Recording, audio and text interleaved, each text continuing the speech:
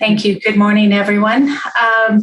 We wanted to spend a few minutes just sharing some information with you regarding FOCUS, the FOCUS Essential Elements of Quality, just to give you an update or an overview of those. So if you give me just a second, please, I'm going to be sharing my screen.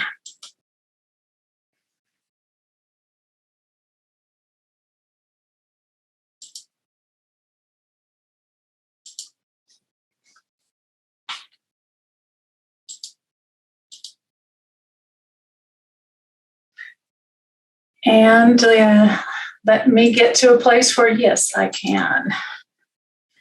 Is everyone seeing the presentation in presentation mode? Yes, we are. You're good. Okay, thank you. So the FOCUS Essential Elements, the primary purpose of these are to support high quality preschool classrooms. In addition to the FOCUS criteria, we also enhance the criteria by providing practice-based coaching. And so we're just going to be providing a brief overview of these two.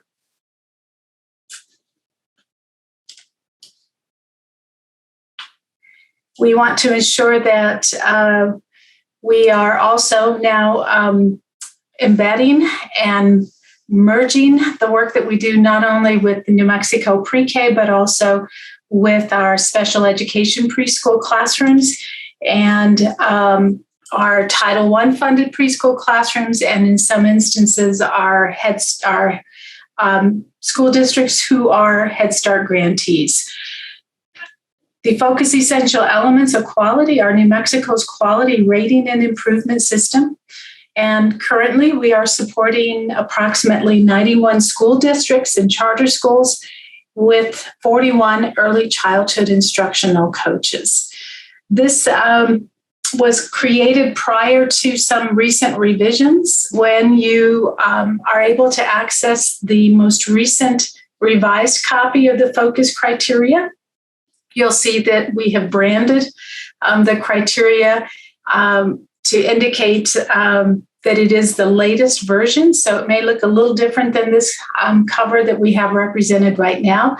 And as Brenda mentioned earlier this morning, rather than reprint the entire criteria, we will just be providing some revisions to some of the criteria, and pages will be swapped out.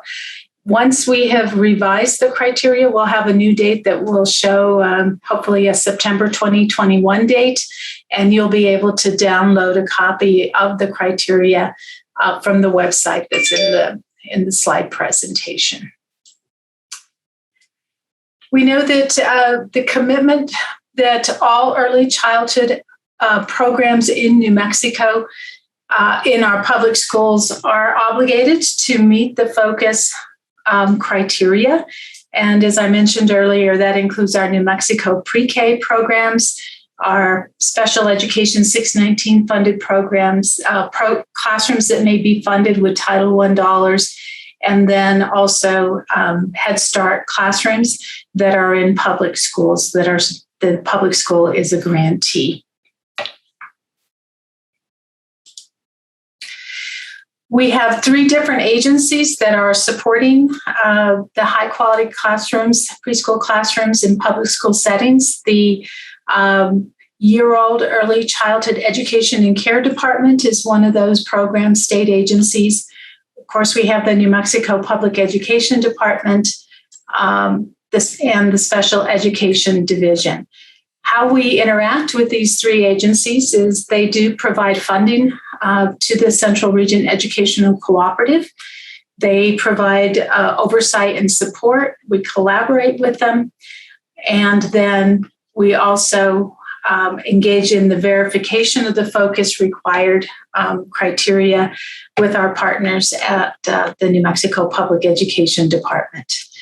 And in addition to the Early Childhood Bureau at PED, we also collaborate and receive funding from the Special Education Division and receive oversight and support from them and collaborate with that department.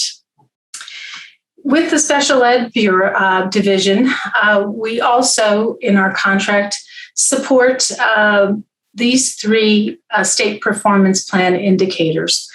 One is that we support and ensure that young children are in the least restrictive environment, which is state performance plan indicator number 6.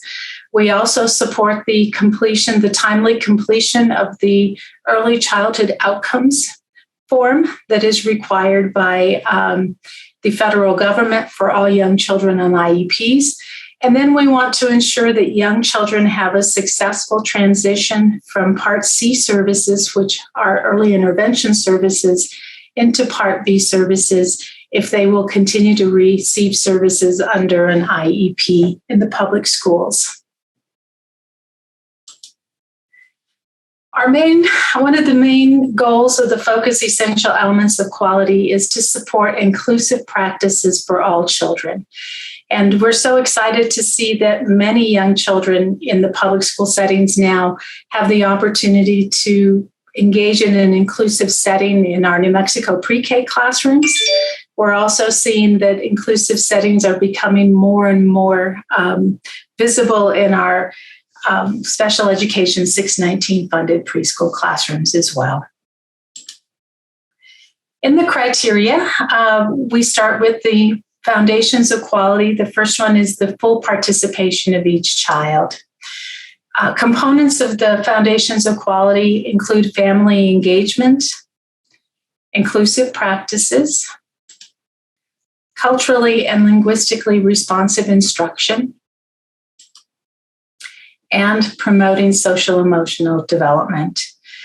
And so hopefully you see how critical all of these are, most especially during the last couple years and the impacts of COVID-19 and educational practices moving from in-person to virtual.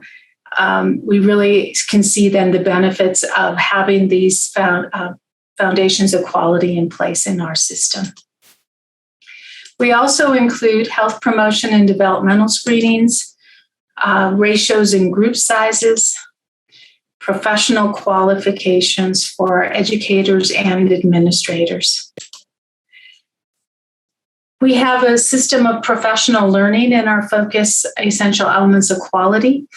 This is just a sampling of some of the required professional learning. Educators and administrators are required to complete the ECHRS 3, which is the Early Childhood Environmental Rating Scale.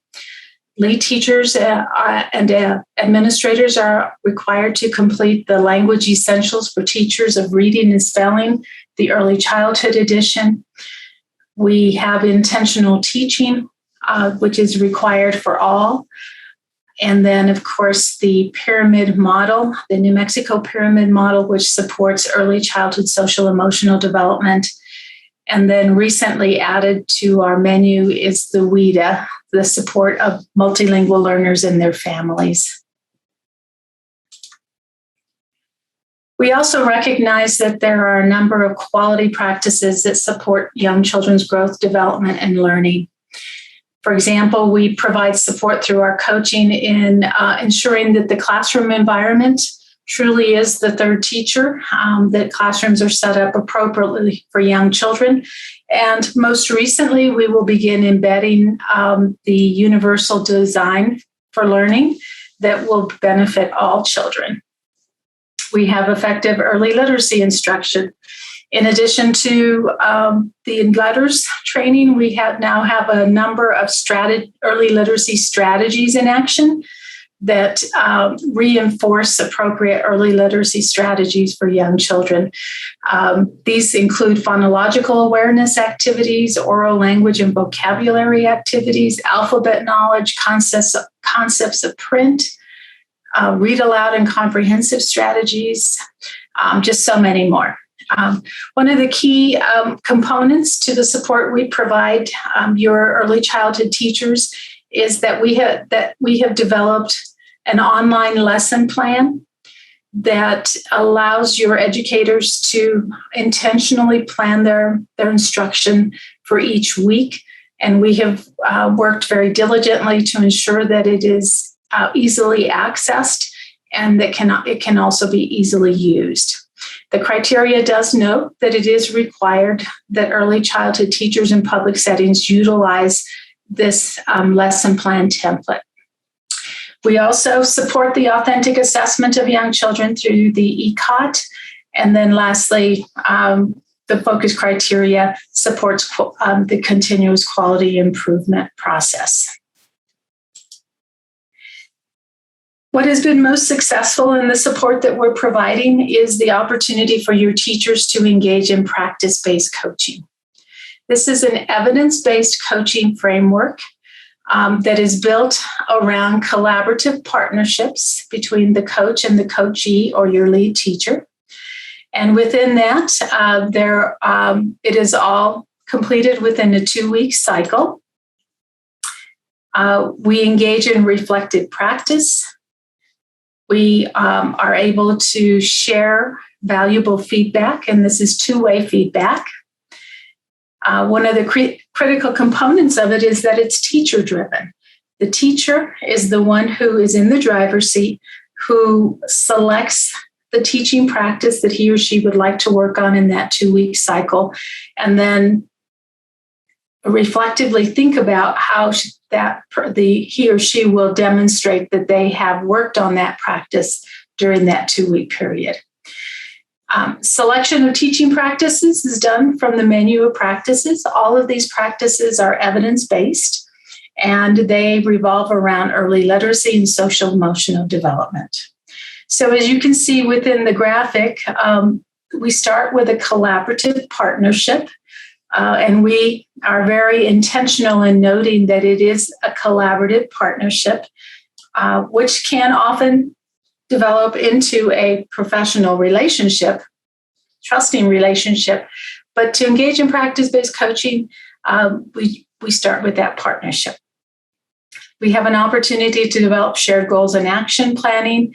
As I mentioned, there's a focused observation. There's an opportunity to meet for reflection and feedback, with all of it centering around improving effective teaching practices. How we engage in practice-based coaching is virtually. We have discovered that it is not necessary, while it might be preferred, but not necessary, that we are able to meet virtually. The coach meets with the teacher every 2 weeks utilizing Zoom. The teacher will upload his or her focused observation, a recording of his or her focused observation, to an online platform, which is Torch Talent. The coach is notified that the focused observation has been uploaded. The coach will review the focused observation, provide some real-time feedback on that time-stamped. The teacher receives that feedback and has an opportunity to respond back if he or she wishes. But then during the reflection and feedback, which, as I said, takes place every 2 weeks, they have an opportunity to really reflect on how the teacher felt he or she did with that practice. Did they meet their goal? Did they complete their action steps? Would they like to deepen that practice some more in the next 2 weeks, or do they feel like they've met their goal and they'd like to move on to another practice? So it's very scripted in the sense that it is a 2-week cycle, and we go through the components of practice-based coaching every 2 weeks. So that is just a very brief overview of both the focus essential elements of quality, as well as the practice-based coaching that is being provided across the state today. Amanda Rotman, who is unfortunately having some internet issues today, is our other early childhood instructional coaching coordinator, but we are both available to support you as administrators, as well as any questions your teachers might have. But of course, their first person of contact is often their early childhood instructional coach. And so all of you, and hopefully all of your teachers, are aware of who is providing that coaching support to them as we move into the new school year. So I will stop sharing. If anyone has any questions, we're happy to answer those.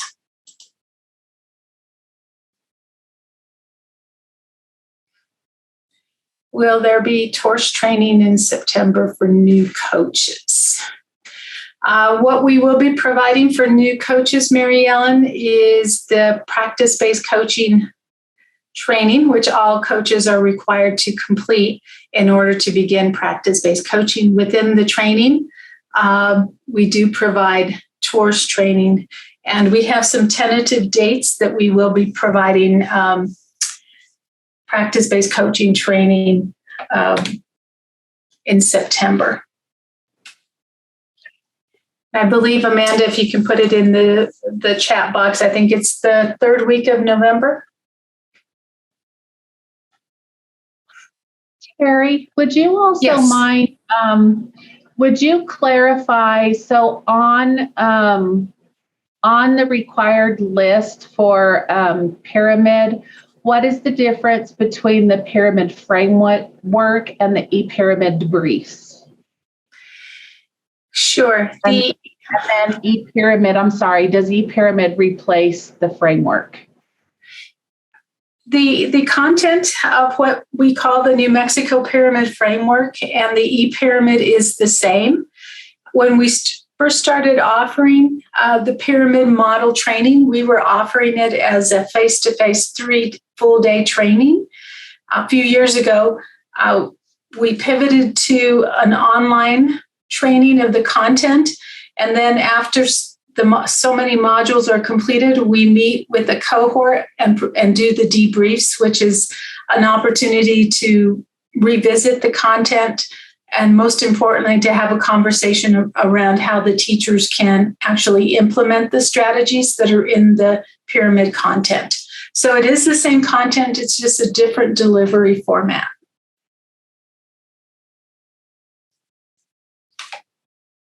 And so far, that's all the questions. Okay. Someone asked if as they add staff, do they let their coach know? The answer is yes. We have best to our knowledge, information around how many classrooms we are coaching and caseloads. And so our coaches are given a caseload of classrooms, and as those change, they inform us, and we just want to ensure that we still have the capacity and that the coach is able to bring on additional classrooms to coach. But just so you all know, caseloads run between maybe around 13 classrooms to up to 22, and all of that is dependent on where those classrooms are located in one sense, but also other project work that our coaches are leading as well. So we try to balance those out. So if you had questions wondering about that, that's how that takes place.